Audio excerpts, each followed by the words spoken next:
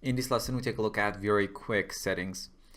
To access Vray Quick Settings dialog in the Vray toolbar, click on this icon, and now we have Vray Quick Settings window. Instead of having to go through all of those complex render settings, here you can control the overall quality of your render in a very simple and user-friendly interface. First of all, up here you have 4 presets. The first one from the left side is exterior preset, and if I select this preset, the render settings will be adjusted for architectural exterior visualizations. For example, if you come down here to this GI dropdown, you can see brute force or BF has been used as the primary and secondary GI solution.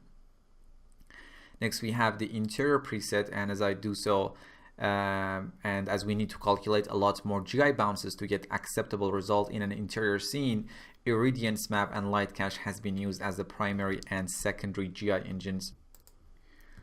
We have VFX preset for the scenes that you have some sort of VFX theme and you don't require GI, and that's why GI is off in this preset. We have the studio preset for product shots, obviously, and in this case GI is set to brute force and light cache. Using this button you can save out or load presets, and we discussed this earlier.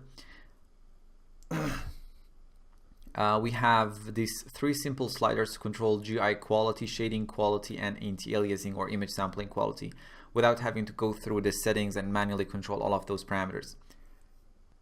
Right now we are using the studio setup preset, and the GI quality is set to 0%.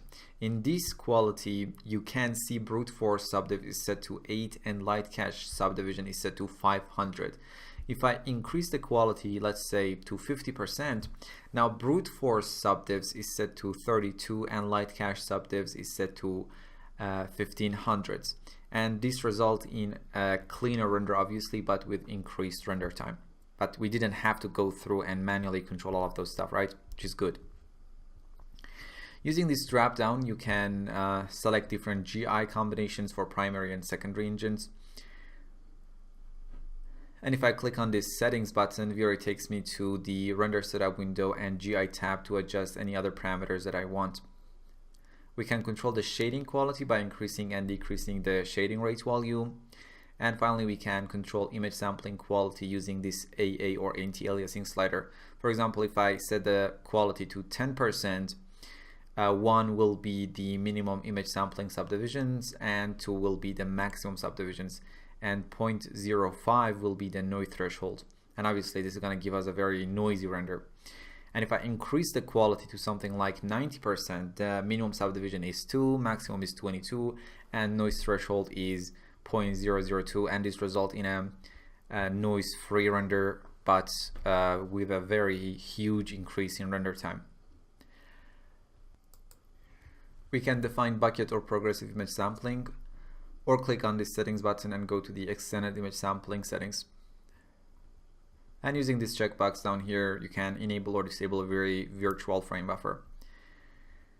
And after you are done adjusting the render settings, you can click on this render button and render your scene. So if you want to use Vray but looking for a much simpler workflow, you can use Vray Quick Settings dialog, which is going to be very, very helpful. So in this lesson we learned about Vray Quick Settings, and I will see you in the next lesson.